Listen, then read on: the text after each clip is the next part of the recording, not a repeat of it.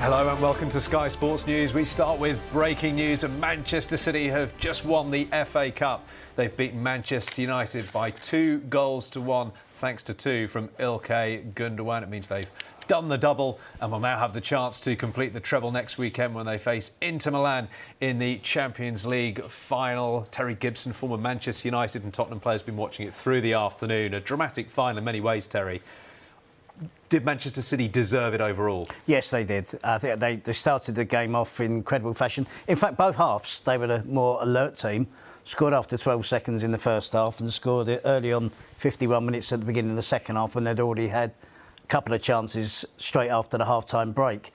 So it was slow play from United. They'll look at it and they'll be regretful, United, that they slipped up in the opening minutes of each half of this cup final.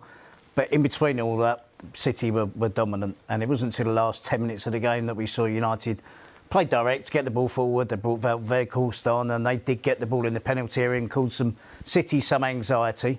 Not an awful lot, I have to be said. The attacking players for United weren't at their best. We didn't see enough of Jadon Sancho. We didn't see an awful lot of Marcus Rashford in his defence. He didn't get a lot of service, and City were just on top all over the place, you know. And De Bruyne was excellent. Man of the match obviously has to be the player that got the brace, that wins the FA Cup for Manchester City. I think it's their second double. We shouldn't underestimate the success. Everyone's talking about the treble, which would be phenomenal, but a double is hell of an achievement as well. And De Bruyne was brilliant. Came off after 75 minutes, which was a concern, but he appeared to be fit and healthy. And City just had too much for United. On today's evidence, I think we all knew anyway. I think there's a 14-point gap between United and City, that there is a big gap between the two teams. Some work for Ten Hag to do, some work in the transfer market to try and claw their way back to a similar level as Pep Guardiola's Manchester City. But congratulations to the City. A double shouldn't be underestimated how hard that is to achieve. Amazing start, wasn't it? The fastest ever goal in an FA Cup final from Ilkay Gundogan after 12 seconds, and it was quite simple from a City perspective, wasn't it?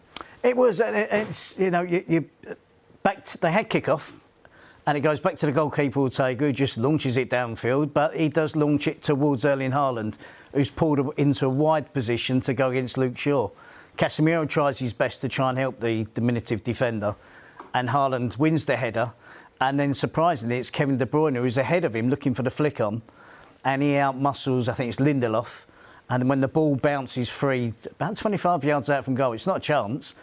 Gundogan just strides onto it and hits it on the volley. And seeing the replay, it's a fine finish. It's a great attempt. Slightly surprised De Gea went down instead of up and full length to try and make the save. It's like he accepted he had no chance of getting there as soon as the ball left Gundogan's boot. And then for 10 minutes after that, City, it looked like they were going to blow United away. And you're looking at it and thinking, this could be an ugly afternoon for Manchester United on the basis of that first 15, 20 minutes. But to their credit, they scrapped. They stayed in the game. Somehow, City didn't put them away. And on the 33rd minute, there was a penalty, quite fortunate for United. Jack Grealish penalised for a defensive header at the far post where he jumps, it goes over his head.